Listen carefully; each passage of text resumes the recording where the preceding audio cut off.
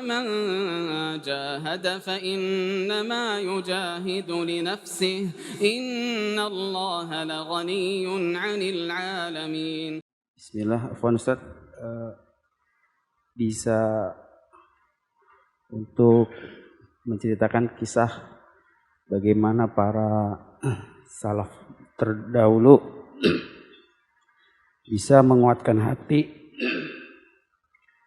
untuk belajar di samping ia menjadi seorang suami atau seorang ayah sebagai orang tua terhadap anak-anaknya, Ustaz. Bagaimana bisa terkadang untuk menghadiri kajian agak terasa berat untuk meninggalkan istri dan anak-anak di rumah. Ustaz. Ya, barakallahu fiik. Ini pertanyaan bagus ya, dari hal yang sebenarnya kita harus selalu introspeksi dan merenung ya di dalam hal ini. Jadi inti masalahnya itu di dalam belajar sebenarnya adalah keyakinan kita di dalam hal itu. Kita memandang menuntut ilmu itu sebagai apa? Iya. Yang kurang pada banyak orang itu adalah ta'zim qadaril ilm. Kurang pengagungan akan kadar ilmu. Karena itu dianggap pembahasan ilmu itu pembahasan biasa-biasa saja. Pembahasan sederhana. Padahal ilmu itu dari belajar dan menuntut ilmu itu min afdalil ibadat, dari ibadah yang paling afdal, dari ibadah yang paling afdal, paling utama. Iya. Malah kata Imam Ahmad rahimahullah, itu lebih utama daripada sholat malam, puasa sunnah. Kadang ada orang berpikir dia bersedekah banyak, dia sholat sunnah, sholat malam, puasa, dianggap itu yang paling bagus. Itu keliru dalam memahami. Belajar dan menuntut ilmu itu lebih utama daripada itu semua. Dari hal-hal yang kadarnya cuman sunnah muakkadah. Iya. Dan pada ilmu itu, belajar dan menuntut ilmu itu fardu, ada yang sifatnya fardu ain, wajib atas setiap muslim dan muslimah. Dan tidak diberi udzur kalau dia tidak belajar. Coba bagaimana caranya seorang di sakaratul maut untuk bersyahadat la ilaha illallah Muhammadar Rasulullah, itu sesuai dengan apa yang dia pelajari. Di alam kubur dia bisa menjawab pertanyaan malaikat sesuai dengan apa yang dia pelajari. Di hari kiamat juga seperti itu. Kita ada kaitannya dengan ilmu yang sifatnya fardu ain. Selain daripada itu namanya fardu kifayah. Iya, fardu kifayah. Artinya kalau sudah ada sebagian yang jumlah yang cukup mempelajari, maka gugur atas yang lainnya. Dan sekarang ini sulit juga yang mengatakan sudah gugur atas yang lainnya. Umat ini banyak. Perlu orang-orang yang berilmu. Perlu orang-orang yang berilmu. Kalau kita tidak serius dalam hal itu, nggak tahu gimana caranya kita mempertanggungjawabkan nanti depan Allah. Kewajiban yang belum tentu gugur di atas pundak kita semua sebagai umat Islam. Jadi dulu, perbaiki dulu cara memandang ilmu itu. Itu pokoknya sebenarnya. So, kalau seorang dia sudah punya pengagungan atas ilmu di dalam hatinya, dia akan bisa baik dengan ilmu itu di segala kondisi dan keadaannya. Iya. Kalau orang yang belajar menuntut ilmu itu tidak bertentangan dengan makna dia sebagai seorang yang punya tanggung jawab, harus menafkahi keluarganya, ayahnya, ibunya, istrinya, anak-anaknya. Nah, bertentangan belajar itu dengan makna dia sebagai seorang suami, sebagai seorang anak.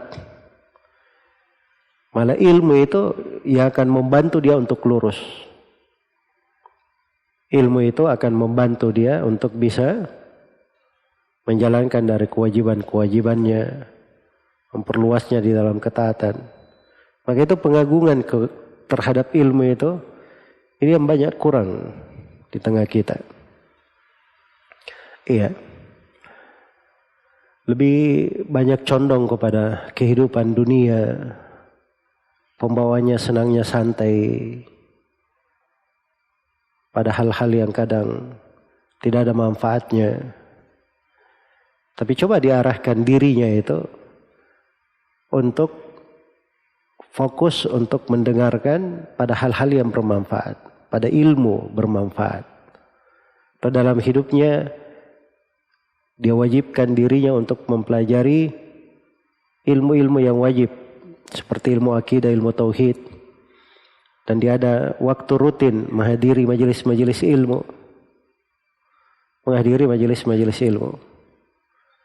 Iya.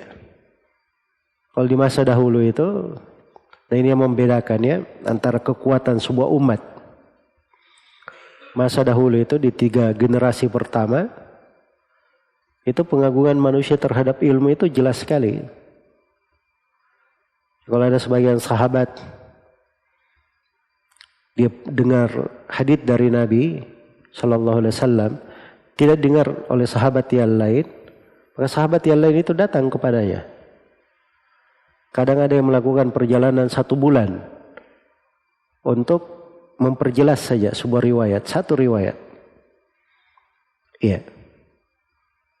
Disebutkan sebagian sahabat itu mendatangi sebuah negeri, hadir di tengah mereka itu puluhan ribu manusia ingin mendengarkan ilmu, karena mereka tahu tentang pentingnya ilmu, kesadaran akan pentingnya ilmu. Tapi menurun, masuk di tengah umat ini hal-hal yang memalingkannya dari ilmu. Nah, ketika sudah masuk bidah-bidah, filsafat, masuk perkara-perkara yang membuat ilmu itu menjadi tidak indah. Banyak orang tidak tahu bagaimana cara belajar dan menuntut ilmu, tidak tahu kewajibannya, kurang mengagungkan ilmu. Makanya menjadi sedikit semangat orang itu untuk belajar. Sebab tidak ada kesadaran bahwa pada sebagian ilmu yang dia pelajari itu fardu ain. Dia tidak akan selamat kecuali dengan mempelajarinya. Dan dia akan ditanyai oleh Allah Subhanahu wa taala tentang hal tersebut nanti. Maka ini kalau dasar ini sudah kita pegang, ya, jadi indah untuk kita semua. Maka insyaallah taala akan mudah seorang itu di dalam segala kondisinya. Dalam segala kondisinya. Saya simpulkan, 1, seorang mengetahui dari ilmu yang wajib dia pelajari itu apa. Fardu ainnya. Kemudian yang kedua, jangan dia menganggap bahwa ilmu yang fardu kifayah itu sudah gugur kewajiban atas dirinya. Ya, jangan mengharapkan orang lain. Kalau ternyata belum cukup, masih fardu ain namanya. Dan itu kita akan ditanya tentang hal tersebut pada hari kiamat. Kemudian yang ketiga, perbaiki dari pengagungan terhadap ilmu. Ta'zim qadaril ilm. Ini pengagungan terhadap ilmu ini penting.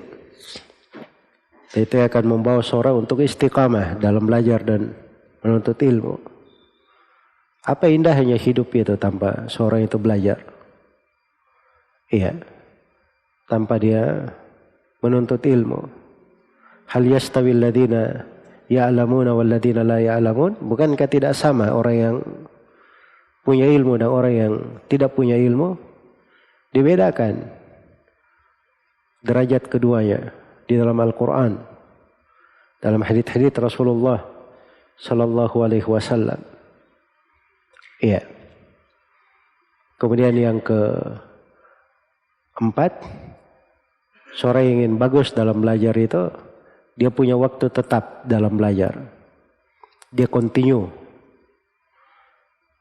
Nah itu amalan baik yang paling baik.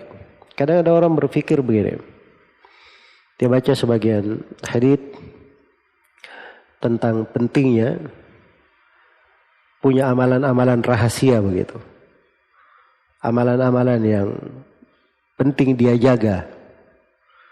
Dia selalu continue. Nah, itu bagus ya. Sebab memang kita ini perlu hal yang seperti itu. Kita tidak tahu ajal itu kapan datangnya. Tapi yang penting kita punya amalan yang kita continue. Kalau kita meninggal maka tidak bermasalah. Sebab kita di atas kebaikan. Amalan itu selalu kita continue melakukannya. Ini banyak yang tentunya kewajiban sholat 5 waktu dan kewajiban-kewajiban itu dimaklumi ya. Pasti dijaga. Tapi ini amalan-amalan sunnah sebagai kadar tambahan. Ya. Dan banyak orang yang tidak menyadari bahwa dengan dia belajar, menuntut ilmu, mengulangi hafalan Al-Qurannya, hadits yang dia hafal, atau ilmu yang dia pelajari, ya duduk ceramah seperti ini misalnya, ada rekamannya, dia ulangi lagi rekaman tersebut, itu bentuk dari belajar dan menuntut ilmu. Kalau dia meninggal di kondisi apapun, tapi dia tetap continue di atas hal itu setiap hari, ada waktu khusus dia berikan, itu insya Allah dia pasti di atas husnul khatimah. Sebab itu ilmu itu ibadah yang paling besar. Dan nikmat dan anugerah Allah yang paling agung dianugerahkan untuk seorang hamba. Iya.